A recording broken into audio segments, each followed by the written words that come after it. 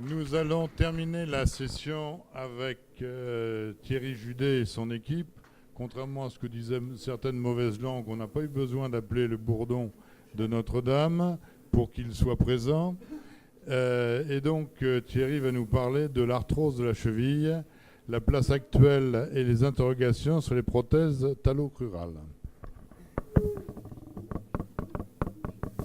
Cher Dominique, chers collègues, non seulement il ne fallait pas sonner le bourdon, mais c'est outre l'honneur qu'il y a toujours à parler dans le cadre de notre compagnie, il y a le plaisir que j'ai à parler de la cheville dans laquelle j'ai été plongé depuis maintenant, je n'ose même pas dire, pratiquement 40 ans, où avec Henri et nos pères et oncles, nous avons publié en 74, je crois, déjà sur les problèmes d'arthrose de la cheville. Mais le temps a passé, ce que nous défendions à cette époque a bougé, et je vais un peu vous raconter une très grande difficulté et controversée, qui est celui des prothèses de cheville. J'ai travaillé avec toute mon équipe, que vous voyez là, maintenant à Raymond-Poincaré, d'abord à l'hôpital de Nantes, puis à Raymond-Poincaré. D'abord, à quoi sert la cheville? C'est l'adaptation au sol, c'est pas seulement un important fait. C'est l'adaptation au sol et à la cinématique de la marche. Elle participe à la construction. Et une bonne cheville n'est pas seulement indolore, c'est important, mais elle est stable et elle a une mobilité. Je prends celui-là. Alors j'enlève l'autre. Je vais simplifier mon déguisement.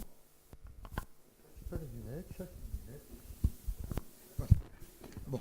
Donc, elle est non seulement indolore et stable, mais elle doit aussi, pour assurer un déroulement normal du pas, et cela avec le retentissement que ça a pour toutes les articulations, avoir une amplitude autour de 1 degré. Rapidement, les pathologies invalidantes de la cheville, c'est avant tout l'arthrose post-traumatique, le plus souvent fracture du pilon, mais pince malléolaire, voire lésions ligamentaires ou calvitieux de jambes. Et la tolérance aux calvitieux de jambes n'est pas très bonne. Les rhumatismes inflammatoires, qui ont été en diminuant avec les nouvelles thérapeutiques de nos amis rhumatologues. Enfin, l'arthrose idiopathique existe-t-elle? On trouve toujours une raison, elle est sûrement très rare. Et pour l'ensemble, nous le verrons, l'arthrose de cheville est rare. Quelle réponse thérapeutique? En dehors, évidemment, des thérapeutiques conservatives, en dehors des moyens médicaux, en dehors des éventuelles infiltrations, en sachant que la viscosupplémentation, très à la mode, à la cheville, semble-t-il, a strictement aucun effet. Il y a enfin la chirurgie préventive de cette arthrose, la palliative conservatrice, l'arthrodèse et la prothèse. Il est évident que la prévention, c'est toujours mieux. C'est avant tout la perfection de la traumatologie fraîche. Et ce n'est pas au nom du mini-invasif qu'il ne faut pas refaire parfaitement l'anatomie. C'est la stabilisation des laxités chroniques, c'est la correction des calvitieux et autres malformations, et on peut aller relativement très loin. Ici, des séquelles d'une ostéoarthrite de l'enfance, enfin d'une ostéite de l'enfance, avec cette correction. Ici, pardon, j'étais un peu trop vite, une malformation bilatérale congénitale qui, inéluctablement, évolue vers une arthrose, et il faut la prévenir avant l'arthrose, c'est cet homme de 35 ans, par une ostéotomie, ici, ostéotomie cylindrique, qui permet une remise à plat, qui permet de remettre le pied sous la jambe. Je n'évoquerai dans la chirurgie palliative que rapidement ce qui nous a beaucoup occupé, la distraction articulaire que Robert Judet avait imaginé, que nous avons pratiqué dans plus de 250 cas. Et vous voyez un cas opéré en 77. Cette jeune fille s'est occupée de chevaux pendant 25 ans. En 2002, je lui ai mis une prothèse de cheville qui va également bien, ses chevaux aussi. Néanmoins, c'était une chirurgie trop aléatoire dans ses résultats pour la poursuivre raisonnablement et très longue pour l'obtention de ces résultats. Les allogreffes cryoconservées, nous n'avons aucune expérience, c'est aléatoire et comme vous le voyez, c'est plus des vues opératoires que des séries avec des résultats à long terme. Nous en arrivons à l'arthrodèse de cheville. Classique gold standard de la chirurgie de la cheville, elle reste discutable. En effet, elle n'est pas exempte de difficultés, de complications et d'échecs. Elle est bien tolérée, évidemment, quand la chaîne articulaire de l'arrière-pied est en bon état. Dès que cette chaîne n'est plus en bon état, ou dès que l'arthrodèse n'est pas réalisée parfaitement, il va y avoir des difficultés, des complications. D'abord, elle ne consolide pas toujours facilement. Les moyens de synthèse sont variés, plus de 40 types d'arthrodèse. Le terrain joue, le tabagisme est un facteur extrêmement péjoratif à cause du problème artériel périphérique. Les malpositions sont très mal tolérées. Enfin, même en cas de bonne arthrodèse, entre guillemets, elle n'est pas exempte de complications à long terme, certes les fractures de fatigue, mais surtout les souffrances des articulations adjacentes, l'arrière-pied, mais aussi éventuellement le genou et le rachis lombaire bas. La prothèse de cheville, nous arrivons un peu dans le monstre du Loch Ness, qui est une vieille histoire, née en France avec la première prothèse due à Gérald Lord. Raymond Roy-Camille avait enchaîné, j'ai souvenir d'en avoir retiré quelques-unes chez lui. Ces prothèses, dérivées des prothèses de hanche, n'ont jamais marché. Gros sacrifice osseux, grosse instabilité et en règle mauvais résultat. La seconde génération, plus attractive, plus sexy sûrement, qui ressemblait plus à la cheville, variable dans la contrainte, variable dans la morphologie, mais tentant plus ou moins de reproduire la fonction de la cheville avec des centres de rotation à peu près normaux, toujours fixés sans ciment. Grande diffusion de 75 à 85, puis apparition après la diffusion première d'échecs multiples, échecs de fixation, échecs par instabilité, par conflits latéraux. Et toute la littérature a fait pratiquement entre 75 et 80 faire abandonner l'idée même de prothèse de cheville. Le renouveau, c'est effectivement l'idée, une double idée, peut-être même une triple idée, d'être très mini-invasif, de consommer peu d'os, d'ancrer dans les épiphyses, d'apporter le patin mobile, cette troisième pièce intermédiaire qui permet de limiter les contraintes aux interfaces, et enfin de rechercher une fixation biologique sans ciment. La conception en revient à un ingénieur grec, Papas, et à Fred Bickel, chirurgien de Floride. Actuellement en France, après quelques histoires, il y a 3 prothèses autorisées par la FSAPS, toutes les 3 du même concept. La Star qui est la plus ancienne, puis la Salto sur laquelle nous avons beaucoup travaillé depuis maintenant 17 ans, et l'Integra un peu plus récente. Toutes ces prothèses partagent une technique de pose qui doit être très précise, très sophistiquée, que je ne détaillerai pas évidemment, mais qui pose le problème sur cette pathologie relativement rare de la learning curve. Thérapeutique nouvelle, il faut absolument évaluer les résultats. Le score international sans lequel on n'a pas le droit de publier, c'est le score de l'Association américaine de chirurgie de la cheville et du pied. Il est discutable comme tous les scores, c'est un score 100 points et sur lequel nous sommes tous obligés de nous appuyer. Les séries de la littérature, que disent-elles? Bon, globalement, toutes les indications se posent sur des chevilles ayant un score inférieur à 35. L'amélioration moyenne du score est de 40 à 45 points, c'est-à-dire, selon les séries, autour de 80. Ce n'est jamais des séries normales. Nous ne sommes pas dans la hanche, nous ne sommes pas encore non plus dans le genou. L'amélioration de la mobilité est modérée, existante, pour vous dire que la prothèse de cheville n'est pas un moyen coûteux de faire une arthrodèse. La survie est variable selon les implants. Actuellement, il n'y a pas de série au-delà de 10 ans. Baisse sur une série multicentrique et multiprothèse était à 88%, mais avec un énorme intervalle de confiance à moins de 6 ans. Sur une méta-analyse de plus de 1000 prothèses, 77% à 10 ans. Dans notre série multicentrique sur la même prothèse, 85% à 10 ans.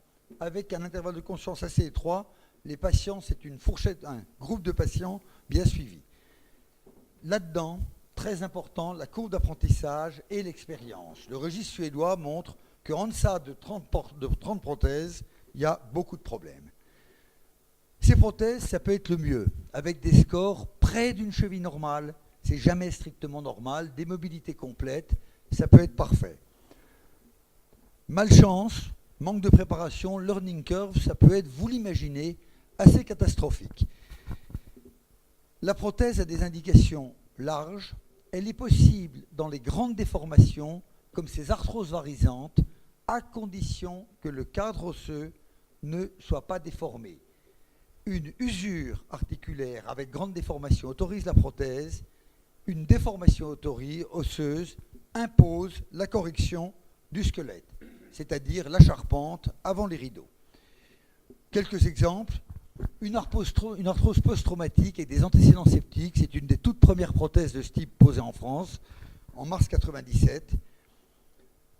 La voilà avec 13 ans de recul et un score tout à fait satisfaisant chez un homme qui travaillait chef de chantier, c'est-à-dire beaucoup debout. Beaucoup d'études ont été faites sur ces prothèses. Nous avons entre autres participé à des analyses de la marche très satisfaisantes, plus que la réalité, à savoir que vous voyez se superposer les courbes blanches et jaunes, c'est-à-dire que la cinématique de la marche sur une cheville normale et sur une cheville prothétique sont sur des plateaux de marche strictement identiques. Néanmoins, avec une prothèse de cheville, la marche est moins rapide et moins efficace. En noir et en rouge, l'arthrose et l'arthrodèse.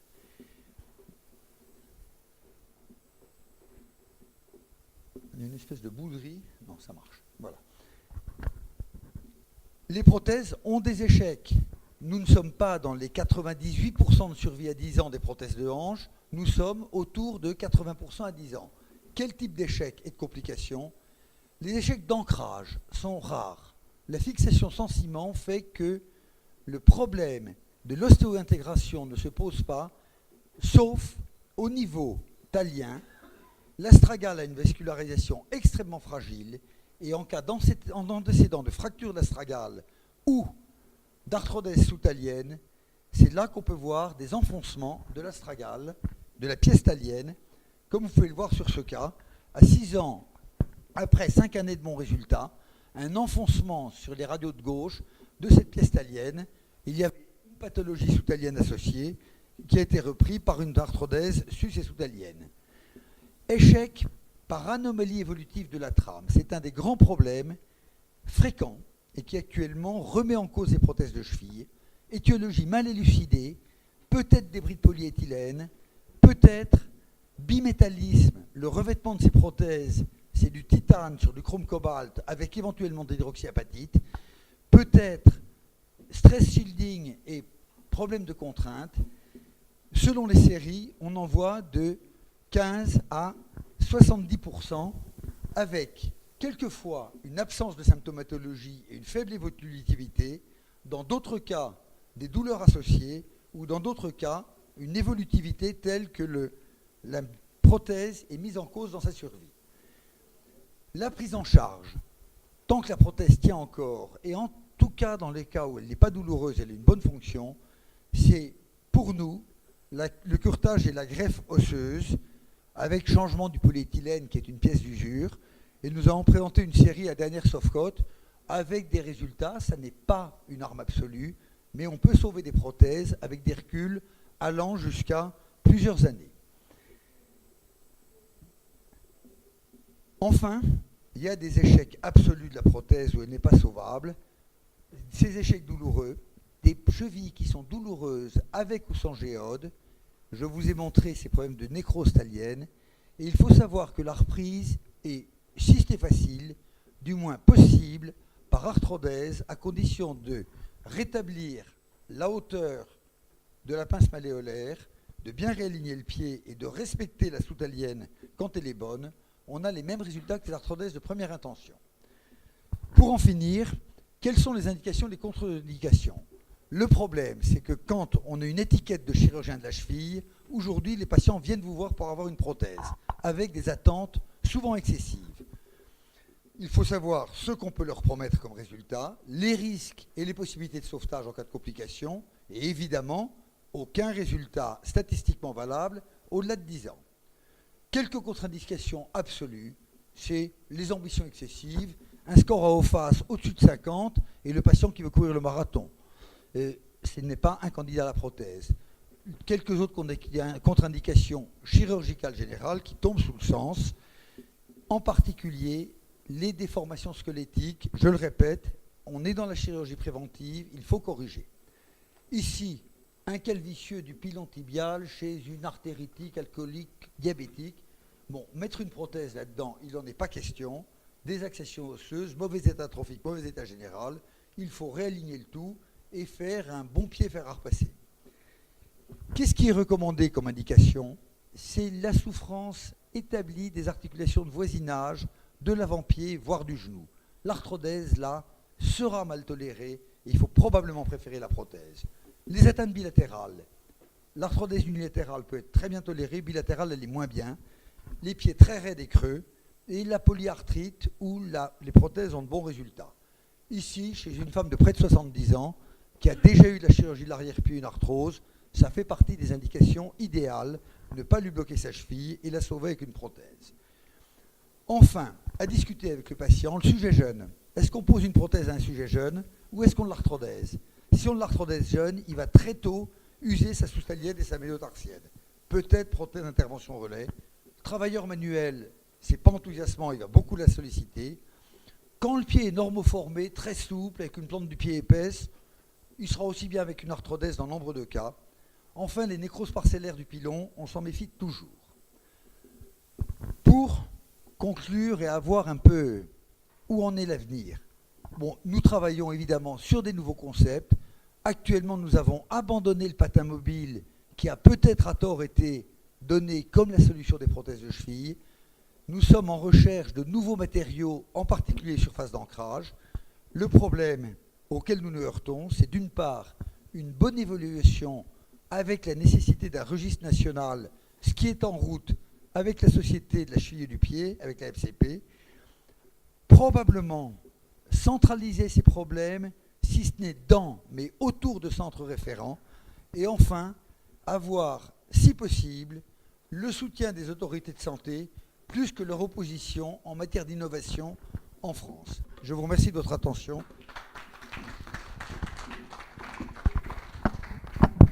Merci Thierry. Une question?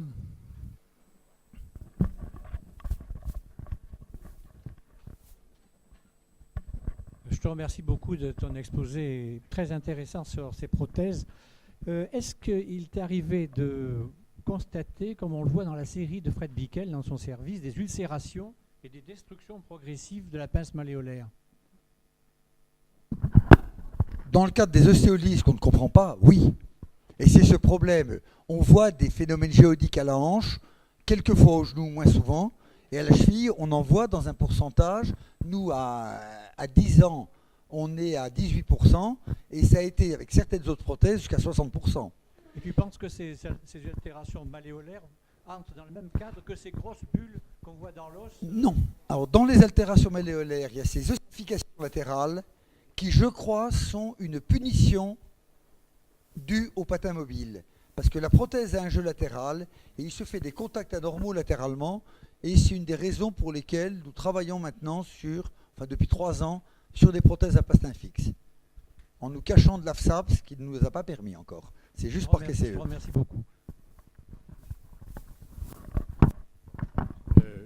Oui, je ne suis pas du tout dans mon sujet, mais comme tu le sais, mais j'ai vu au Japon des prothèses de cheville en céramique d'alumine. Est-ce que tu connais des résultats et qu'est-ce que tu penserais de mettre de l'alumine dans les chevilles? Il n'y a aucune série publiée sur la prothèse de... Comment il s'appelle, lui? On oublie, enfin, il a un nom japonais incompréhensible.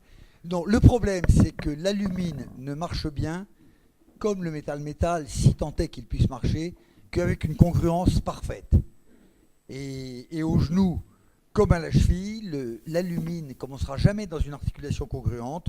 Il y aura des pics de contrainte et tu connais assez l'alumine, Laurent, pour savoir que le problème n'est pas résolu. Mais on aimerait bien avoir une solution comme ça. On peut faire des hémicylindres. Oui, mais un hémicylindre n'est pas une cheville. Nous, on a fait faire un grand pas en avant à la prothèse de cheville en faisant des troncs de cône. Je ne sais pas si ça rejoint quelque chose, mais ça nous a fait plaisir.